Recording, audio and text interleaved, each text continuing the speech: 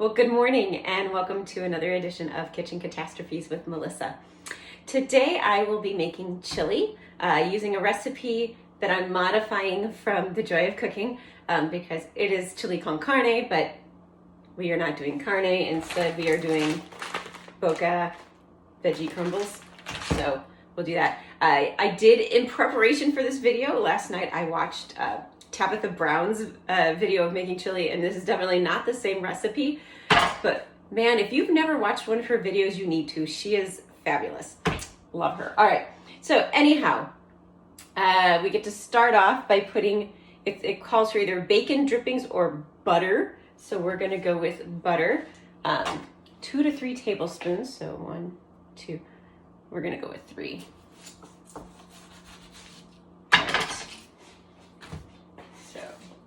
Let's drop that right on into the pot.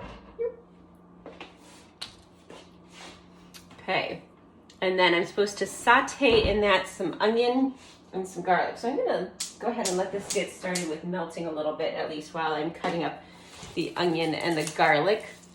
This is half a cup. I'm just gonna cut up 1 onion. I don't think I can go wrong with too much onion. You can disagree if you like. Goodness gracious, I just sharpened this knife and yet it is not cutting very well. Okay, well, we're just gonna be careful and hope I don't lose a finger. Whew. Ooh, this onion is something. All right, well, we're nearly done in cutting up the onion. So I'll be sticking that in very soon. Here we go. The rest of the onion into the pot. And I'm gonna wash my hands so I don't accidentally put onion hands in my eyes. All right, our next ingredient to add is going to be some garlic. So I got myself a nice big old clove of garlic. And it says 1 chopped. I'm actually gonna use my little garlic press. I don't think it's gonna make a huge difference that I'm using a garlic. Oh, I should have done this the easy way. There we go. Gotta smash that garlic. I should have smashed it before cutting off the ends. Ah! It's all right. Not the end of the world. All right.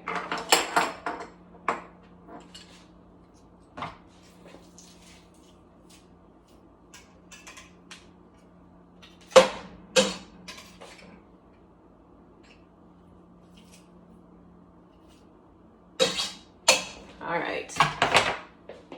Garlic in. Let's stir up the butter and the garlic and the onion a bit. I'm going to turn up the temperature a little now that everything's in there. So we can let that saute. Wow, those onions are still hitting me. Wow, oh my goodness. All right, let's wash the hands again. All right, these onions, wow, yet again. Oh my word, these are some strong onion. All right, why did I say these? It's just 1 onion. Oh well, anyhow. I'm just thrown off because wow, my eyes are still watering. All right. Anyhow, we are kind of at that translucent stage, so I think we can move on to the next step in the recipe. So now we're supposed to add the ground beef, which is 1 pound to 2 pounds. We are going to do 12 ounces of this, which is very frozen, but you're actually supposed to cook it frozen. So now, Tabitha used a different kind of fake meat in hers, and hers is probably better for you because it was gluten-free and all that, but whatever. The thing is that sometimes these plant-based meats don't have too much flavor, so I'm gonna be a little bit experimental because, you know, what's a recipe with me without the risk of something going horribly wrong? And so I'm going to add a little seasoning of my own. So I happen to have some liquid smoke at home. I think that might be kind of good with it. So we're gonna toss some of this on there. I mean, I have it from a different recipe that I did, so I might as well use it before it goes bad, right? Okay, that was a lot, so I hope it wasn't too much. And then, I know there's garlic and onion already in there, but that's all right. Garlic powder and onion powder in there too.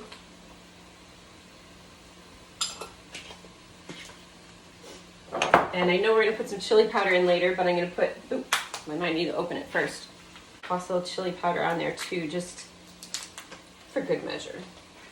I don't think you can, I don't know. I like a lot of chili powder in my chili, so I often add more when I'm seasoning and when I'm eating it anyway, so I think it'll be okay.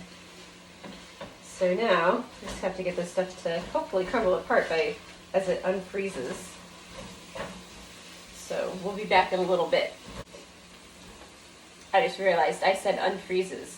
There's another word for that maybe I should use, perhaps thaw. Yeah. Which, speaking of which, I am super excited to see that as I look out my window, this winter weather is finally starting to thaw, because I'm always done with winter before it even starts, but this year particularly, this has been crazy with all the snow that kept falling and without any melting in between. So finally seeing some patches of grass in my yard, wonderful thing. The other thing that means is that I might actually be able to put my compost in the compost bin, which is great because my compost bowl is overflowing right now. But I couldn't get to my compost bin because of all the snow, and I think it was also frozen shut, so wouldn't have mattered anyway. All right, well, I'm gonna do a little bit more, hopefully thawing with this, and then I'll be back with you. All right, so I think we are ready for our next step. By the way, I think if I were to do this again, I might find some other recipes that have some more vegetables in it. I was just realizing this is not a very vegetable-full chili, but that's all right. As Tabitha Brown would say, that's my business. She's got so many great catchphrases. I am not going to steal them though. Okay, so I'm going to add some canned tomatoes. This one happens to have a pull tab. I always find it interesting which things that come with the pull tab and which ones don't.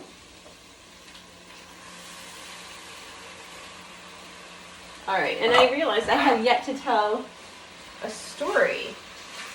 So this one will be kind of a quick one. This story comes from, I don't know how many years ago, but several years ago. That does not look like enough tomato sauce. 1.5 cups.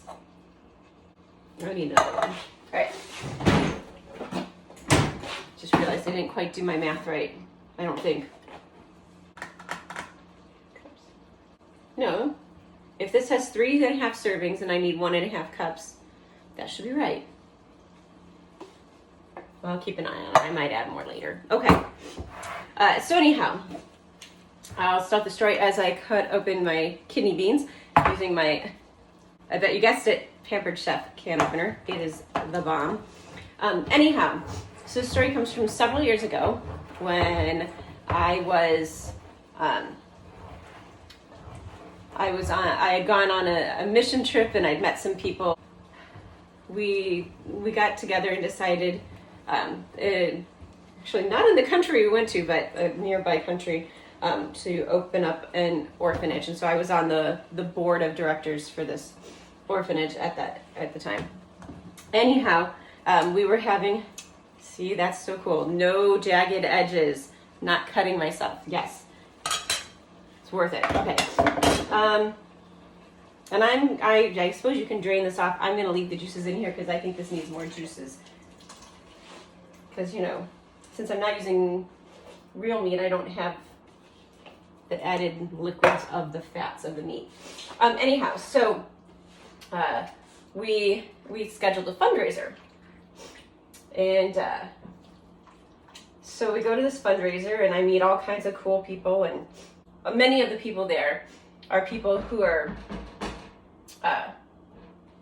new to America, had moved here, but the orphanage was in their home country, so they were there to help support and all of that. Anyhow, so we almost done putting stuff in here. I'm gonna put in some salt. So we're having our fundraiser and I meet several people, and a very nice gentleman says, "Hey, can we go get coffee sometime?" Sure, why not? We meet up, we have coffee, and in our conversations, he's sharing things like how he doesn't think relationships need to take a very long time, and that, you know, people can get acquainted very quickly and things like this. And then he also happens to share that his student visa is about to expire. Yeah, so that is what I refer to as my green card date. I only went on the one. Ran into him at another fundraiser for the same orphanage several years later, and he was like, "Yay, we should get together and do coffee again." And I was kind of like, "Sure," but we never did. All right, I should need to put in a bay leaf. Told you it was a shorter story. Do this guy. Okay. Oh, those are some very aromatic bay leaves. Okay, love it. And then some sugar. I think that's supposed to help cut the acidity of the tomatoes or something. A teaspoon of it. Okay. It does seem, though, weird to put sugar into a savory dish. It says I could put in some dry red wine. I don't keep any of that kind of stuff around the house. Don't really like the taste, so yeah, not adding it. All right, and then 2 teaspoons to 2 tablespoons of chili powder. So let's do this. We're gonna put it in the 2 tablespoons. Yes, someday maybe I'll get good enough that I don't have to kind of measure with.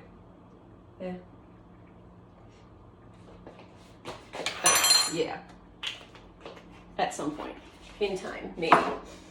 All right, so then I stir this all up. Oh, and it's all, the chili powder's all sticking to the spoon. Come on, I can use this to scrape it off so that it actually is in the chili. Because what is chili powder, or chili without chili powder? I mean, it kind of needs to have chili in it. All right, so I'm gonna go ahead and put this on here, and it says it's supposed to simmer, so I'll turn it down to low for about an hour. So we'll be back in a little bit. So it has been our hour. It is definitely ready. So I'm gonna go ahead and scoop some of it up.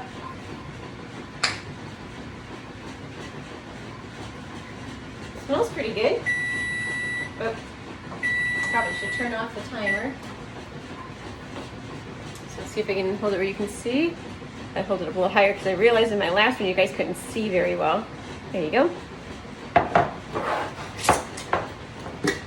Put a little cheese on there. This happens to be Chihuahua cheese, which, by the way, found out it doesn't actually have lactose or something like that. I don't know. But my sister, who's lactose intolerant, can eat Chihuahua cheese, so there you go.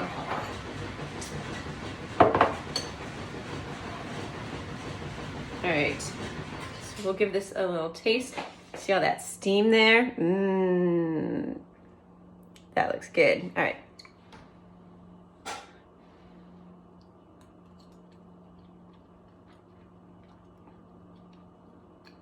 It turned out pretty good.